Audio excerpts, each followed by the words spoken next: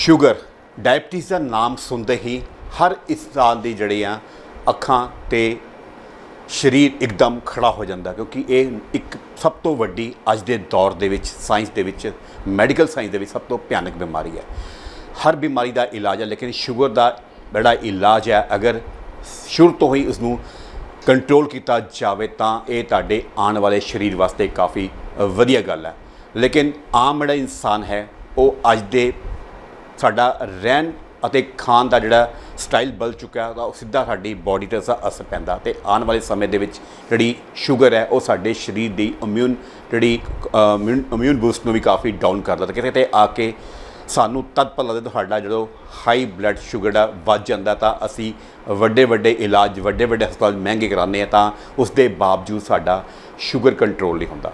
ਇਸ ਸਾਰੇ ਮਾਮਲੇ ਵਿੱਚ ਮੈਂ ਗੱਲ ਵੀ ਕਰਾਊਂਗਾ ਉਸ ਮਾਹਿਰ ਡਾਕਟਰ ਲੁਧਿਆਣਾ ਸ਼ਹਿਰ ਦੇ, ਆਖਿਰ ਡਾਇਬਟੀਜ਼ ਕੀ ਚੀਜ਼ ਹੈ, ਕਿਸ ਏਜ ਤੋਂ ਸ਼ੁਰੂ ਹੁੰਦੀ ਹੈ, ਇਹਦੇ ਲੱਛਣ ਕੀ ਹੈ ਅਤੇ ਇਹਦਾ ਇਲਾਜ ਕੀ ਹੈ। तो मेरा मौजूदा लुधियाना शहर के माहिर डॉक्टर अनुषा थॉमस। नमस्कार जी। नमस्ते जी। शुगर का नाम सुनते ही सब बच्चों में, अब बच्चों भी अब काफ़ी बीमारी देखने सुनने मिलती है, बड़ों एकदम दिमाग में एक ऐसी पता नहीं कितनी क्रोनिक बीमारी है। क्या शुगर क्या कारण क्या है? अभी हर 10 में से एक बंदे को ये शिकायत होती है और क्या सिम्टम्स क्या होते हैं? बेसिकली आप आज जो हमारा लाइफस्टाइल जो हो रखा है, जो सेडेंट्री लाइफस्टाइल हम कहते हैं कि मोस्टली सब कंप्यूटर पे ही होते हैं या फिर बैठे होते हैं। ऑल्सो हमारा जो डाइट अभी चल रहा है मोस्टली सब जंक फूड खाते हैं। स्विगी ज़ोमेटो ने बहुत कन्वीनियंट कर दिया है कि अगर कुछ बनाना नहीं है तो कन्वीनियंटली हमारे डोर स्टेप तक खाना भी आ जाता है, एंड अगर ऑर्डर कर रहे हैं तो मोस्टली जंक ही होता है। तो मेनली तो यही रीज़न है कि लाइफस्टाइल के वजह से जो है जो अर्ली प्रीडिस्पोजिशन टू डायबिटीज़ होने के चांसेस ज़्यादा हैं। कैसे देखते हो? आगे तो ये तो था भाई, बहुत मुश्किल से ये बीमारी का नाम पता चलता है भाई शुगर किसी को है। अगर 90 दशक या 80 दशक की बात करते तो ये बीमारी कभी होती नहीं थी, लेकिन अब जब से 2020 जब हम स्टार्टिंग एज में आए हम लोग सभी, तो उसमें ये जो चीज़ है शुगर सब बच्चों को शुरू हो गई है। जो चाहे वो 10 साल का बच्चा हो, 12 साल का बच्चा, उसको भी शुगर थोड़ा इफ़ेक्ट कर रही है। रीज़न आपने बताया जंक फूड है या बाहर का हम खाना खाते हैं, और क्या क्या समस्या आती जो ये ज़्यादातर बच्चों को भी गिरने जाती? बच्चों में अब क्या हो रहा है, बच्चों को एंटरटेन करने के लिए पेरेंट्स यूजुअली उनके हाथ में फ़ोन या आईपैड पकड़ा देते हैं, जिनकी वजह से बच्चों की जो फिज़िकल एक्टिविटी होनी चाहिए स्पेशली जो अर्ली ग्रोइंग पीरियड्स में हो रही है वो कम होती है, जिसकी वजह से वो ओबेसिटी की तरफ ज़्यादा जा रहे हैं। ओबेसिटी की एक और ऐसा कारण है जिससे डायबिटीज़ या इंसुलिन रेजिस्टेंस प्रीडिस्पोज हो जाता है। तो मेनली ये है कि बच्चों स्टार्टिंग जो हो रहा है वो बच्चों घर से ही स्टार्टिंग हो रही है कि बाहर खेलने जाने के बजाय बच्चे फ़ोन पकड़ के बैठे रह रहे हैं, तो इस करके डायबिटीज़ या शुगर ओबेसिटी आने के चांसेस भी ज़्यादा हैं उनके। मानते हो भी मोटापा इसकी मेन जड़ मान सकते हो हम? या मोटापा, हाँ कह सकते हैं। मोटापे की वजह से इंसुलिन रेजिस्टेंस होता है, इंसुलिन रेजिस्टेंस की वजह से शुगर भी होने के चांसेस हैं। स्टार्टिंग में किसी इंसान को अगर शुगर का पता करना हो, क्या सिम्टम्स होते हैं बच्चों से लेकर बड़ों तक? तो बच्चों में जो हम कॉमनली देखते हैं वो टाइप 1 डायबिटीज़ होती है, जो जिसका यूजुअली होता है, या फिर अडल्ट्स में भी हम देखते हैं टाइप 2 कॉमन है। तो मेनली ज़्यादा थकावट हो रही है या ज़्यादा भूख लग रही है, बार बार पेशाब के लिए जाना पड़ रहा है, ज़्यादा प्यास लग रही है, या पैरों में झंझनाहट या फिर सुनपन होना पड़ रहा है, या फिर शोल्डर्स जकड़ रहे हैं। तो ये सारे मेन सिम्टम्स होते हैं शुगर ज़्यादा होने के। मोस्टली अब क्या है ना, आज की दौर में जो प्रेगनेंसी जो लेडीज़ होती हैं उनको प्रेगनेंसी में पहले बता देते भी आपको शुगर है, तो उनके मन में वो थोड़ी मेंटली स्ट्रेस भी हो जाता है भी मेरा बच्चा कैसा हो, उस पर इफेक्ट नहीं पड़ेगा। क्या उनको प्रिकॉशंस करनी चाहिए? प्रिकॉशन तो पहले से ही है कि अगर आपको ऑलरेडी डायबिटीज़ है तो वो हम फिर मैनेज करेंगे, but otherwise diet and exercise है।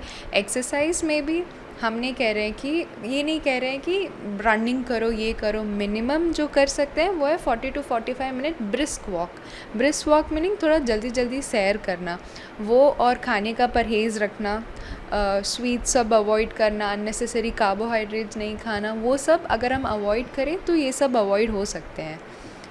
मोस्टली क्या होता है बड़ों में जो बुज़ुर्गों में कॉमन ये बीमारी हो जाती है शुगर की, बोल सकते हैं हम 50 के अबव ज़्यादा मोस्टली बोलते हैं, 50 से लेके 70 तक, तो ओल्ड एज हम मान सकते हैं। तो उनका घर से जाना, कभी परिवार वाले रोक लेते हैं, सैर करने जाते, तो डायबिटीज कभी कभी उनके पाँव में वो कभी बोलते भी हमें काटने की जरूरत है, कभी फिंगर काट दी, कभी क्या काट दिया।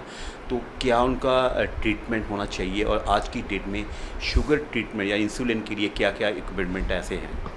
तो इन पेशेंट्स में मतलब जैसे आप कह रहे हैं, जो टो अगर काटा है तो वो मेनली होता है डायबिटिक फुट, तो जो जड़ ही है वो शुगर है। तो उसका स्टार्टिंग से ही आई वुड से कि अर्ली मैनेजमेंट, अर्ली डिटेक्ट करना ज़्यादा ज़रूरी है। तो कि अर्ली अगर डिटेक्ट हो गया और अगर ट्रीटमेंट में है तो फॉलो अप करना ज़रूरी है। यूजुअली पेशेंट्स हमारे पास आते हैं, एक बार ट्रीटमेंट लेते हैं, बट वो फॉलो अप नहीं करते, फिर वो 2-3 साल बाद आते हैं, फिर उनकी शुगर और बड़ी हो जाती है, तब तक और कॉम्प्लिकेशंस डेवलप हो जाते हैं उनके। तो ये मेन जो है, अगर पेशेंट ऑलरेडी डायबिटिक है, मेडिसिन्स पे है, तो रेगुलर फॉलोअप बहुत ज़रूरी है उनके लिए। तो अगर रेगुलर फॉलोअप कर रहे हैं, शुगर उनकी मेंटेन रही है, सारे कॉम्प्लिकेशंस प्रिवेंट हो सकते हैं। इट्स जस्ट फॉलोअप नहीं हो रहा है, शुगर्स हाई रह रही है, फिर डिस्पाइट खाने का परहेज़ बोलने के बाद भी अगर नहीं हो रहा है तो शुगर ज़्यादा होगी, फिर कॉम्प्लिकेशंस के साथ वो आते हैं। अगर शुगर का अगर नॉर्मल लेवल क्या होता है, नॉर्मल लेवल से अगर ऊपर चल जाता है तो क्या उसके सिम्टम्स क्या होते हैं? नॉर्मल लेवल हम किस स्टेज में बोलते हैं? हम एक जो एवरेज 3 महीने की शुगर होती है HbA1c करके, उसका हम बोलते हैं 6.4 से नीचे रहना चाहिए नॉन डायबिटिक का। अगर उसके ऊपर जा रहा है तो हम डायबिटिक बोलते हैं। स्टार्टिंग अगर जस्ट 6 के पास रह रहा है तो हम यूजुअली एडवाइस करते हैं डाइटरी और लाइफस्टाइल मॉडिफिकेशन। अगर उसके बाद भी 3 महीने का एवरेज शुगर हाई ही रह रहा है तो अब हम मेडिसिन से उनका ट्रीटमेंट स्टार्ट करते हैं। आज के दौर में क्या इसका इलाज चल रहा है? अभी तो मेनली टैबलेट्स हैं, और बहुत वाइड वैराइटीज़ ऑफ टैबलेट्स हैं, और इंसुलिन्स भी अवेलेबल हैं। उसके अलावा तो और भी GLP-1 एनालॉग्स है, जो नई ड्रग्स हमारे यहाँ सेमाग्लूटाइड वगैरह सब है। अब मैनेजमेंट पूरा अवेलेबल है ट्रीटमेंट इंसुलिन का, इट्स जस्ट थोड़ा फॉलो अप करना ज़रूरी है। क्या लगता है क्या आम देखा जाता है घर में जो ओल्ड एज होते हैं, या चाहे फीमेल या मेल होते हैं, बोलते हैं एकदम साइलेंट अटैक आया। साइलेंट अटैक कब आता है sugar patient? Silent basically sugar क्या करता है, शुगर अगर नसों पे चढ़ जाती है तो उसकी वजह से होता है कि नमनेस, पैरों में नमनेस या सेंसेशंस वगैरह कम होने के चांसेस हैं। तो अगर वो परसिस्टेंटली हाई रह रही है, उसका एक कॉम्प्लिकेशन होता है न्यूरोपैथी, जब वो नसों में चढ़ना स्टार्ट हो जाता है, तो उसके वजह से ये ऑल्सो मतलब पेपर्स अगर आप देखेंगे तो उसमें बोला गया है कि डायबिटीज़ एक इंडिपेंडेंट रिस्क फैक्टर है स्ट्रोक का और कार्डियोवास्कुलर डिजीज़ेस का। तो अगर आपको शुगर है तो आगे में आपका चांसेस हैं कि आपको कार्डियोवास्कुलर डिजीज़ जैसे हार्ट अटैक या ब्रेन का अटैक आने के चांसेस हैं। आज के दौर में जब पहले बात की इंट्रो में, बच्चों को भी से स्टार्टिंग शुगर की प्रॉब्लम आ चुकी है। क्या एडवाइस आप आज के दौर में बच्चों या उस फैमिली को देना चाहते हो, या उन डायबिटीज़ पेशेंट को? मैं बच्चों के रिगार्डिंग तो आई वुड से पेरेंट्स को एडवाइस देना चाहिए कि उनसे आईपैड या फ़ोन वगैरह उनको ना दें।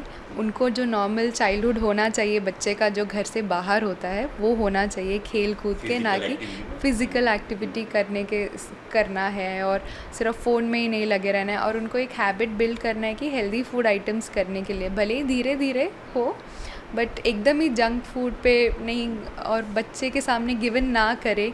बच्चा फिर ज़िद करता ही है जंक फूड के लिए या फ़ोन के लिए, तो आई फूड से पेरेंट्स गिवन नहीं करना है उसके लिए, ठीक है, वो है मेनली। और आगे है लाइफस्टाइल मॉडिफिकेशन बहुत ज़रूरी है। बेयर मिनिमम जो कर सकते हैं वो है ब्रिस्क वॉकिंग कर सकते हैं, at least 30 to 40 minutes brisk walking करा तो वो भी it's considered good for your health, for in general health and cardiovascular health भी। बहुत शुक्रिया।